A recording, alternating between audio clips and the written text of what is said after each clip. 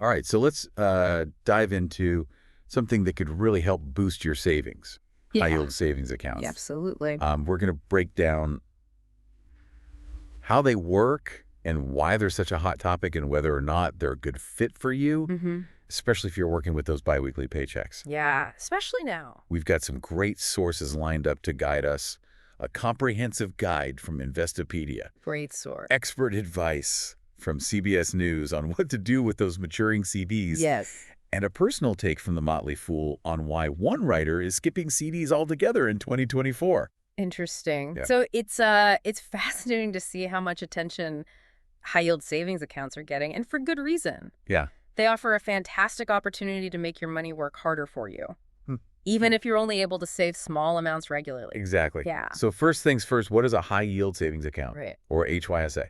So it's essentially a savings account on turbocharge. Investopedia highlights that they can offer interest rates up to 15 times higher than the national average. Wow, it's a huge difference. That's pretty significant. Yeah, to put that into perspective, let's say you have $5,000 in savings. Okay. With a typical savings account, at the average rate, you'd earn about $23 in interest over a year. Right. But if you put that same $5,000 into an HYSA Mm-hmm. with a 4.5% APY, you're looking at earning $229 in interest. Yeah, that's almost an extra $20 a month Wow. just for having your money in the right place. And this is all while still keeping your money safe. Absolutely. Just like traditional savings accounts. Okay, HYSAs are FDIC or NCUA insured. got it. So your money's protected up to $250,000. Okay, so we're getting higher returns with the same level of security. Yes. So why are these HYSA rates so much better? Well, one of the main reasons is that many of these HYSAs are offered by online banks. Okay. They don't have the overhead costs of traditional brick and mortar banks, Right. which means they can pass those savings on to you in the form of higher interest rates.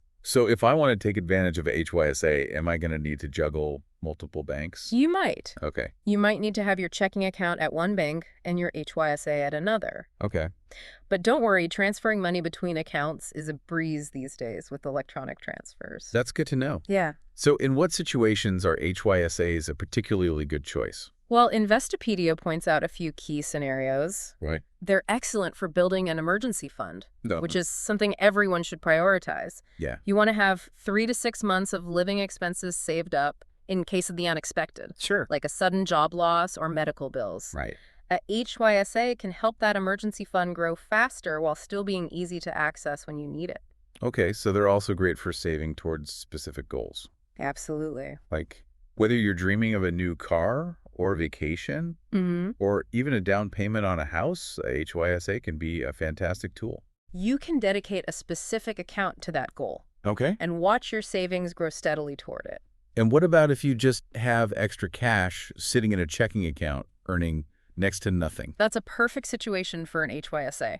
Okay. It's a simple way to put that money to work for you, earning a much higher return than it would in a traditional checking account. Yeah, it all sounds pretty tempting. Yeah, But before we all rush off to open an HYSA, what are some key things to look for? right. Investopedia provided a helpful checklist. Absolutely. So first and foremost, interest rates. Yeah. You want the highest APY you can find. Okay. Of course, that's the whole point of a HYSA. But interest rates can fluctuate, right? It can. So it's important to look beyond just the current rate being offered. Mhm. Look at the bank's track record.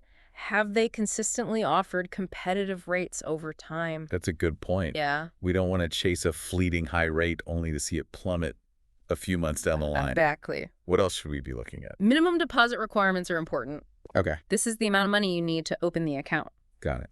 Some HYSAs have no minimum deposit at all, Okay. while others might require $500 or even more. So if you're just starting out with a smaller amount, to save a no minimum HYSA might be the better choice. Exactly. Okay. And then there's the minimum balance requirement. Right. What's the difference between that and the minimum deposit? So the minimum balance is the amount you need to keep in the account Okay. to avoid monthly fees or to earn the advertised APY. So if my balance dips below that minimum, I might miss out on the high interest rate You could. or get hit with a fee. That's right. Some banks might waive the monthly fee if you set up direct deposit Okay. or maintain a certain average balance. So those are things to look into. Yeah, it's all about maximizing those earnings and minimizing those fees. Absolutely. Speaking of fees, are there other kinds of fees we should be watching out for? Absolutely. Look out for things like monthly maintenance fees, Okay, excessive transaction fees, or inactivity fees. got it. You want your money growing, not being chipped away by hidden charges. So fees are a big one. What about accessing your money?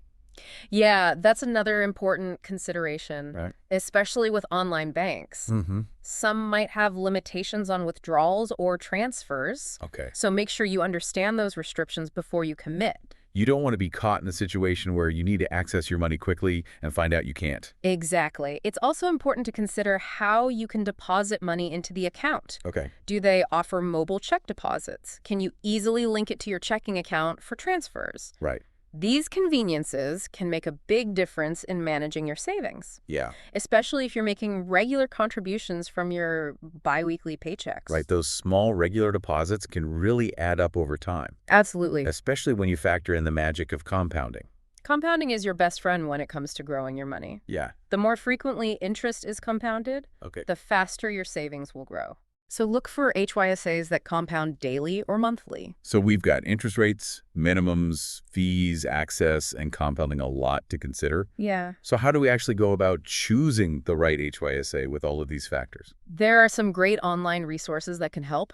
Yeah. Sites like Investopedia and other reputable financial sites allow you to compare different HYSAs side by side. So I can filter by interest rate, minimum deposit Yeah. fees, and other features to narrow down the options. Exactly. Do these sites offer any other helpful information? Many of them include user reviews and ratings, which can be really insightful. Okay. You can get a sense of other people's experiences with different banks and their HYSAs.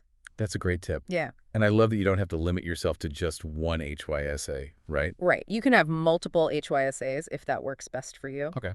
You could have one dedicated to your emergency fund, another for a specific savings goal, like a down payment on a house, and another for just parking extra cash. Having those separate accounts can make it much easier to stay organized and track your progress, Absolutely. especially if you're working towards multiple goals. It can be really motivating to see those balances grow over time. So let's bring this back to the listener who's getting paid bi-weekly Okay.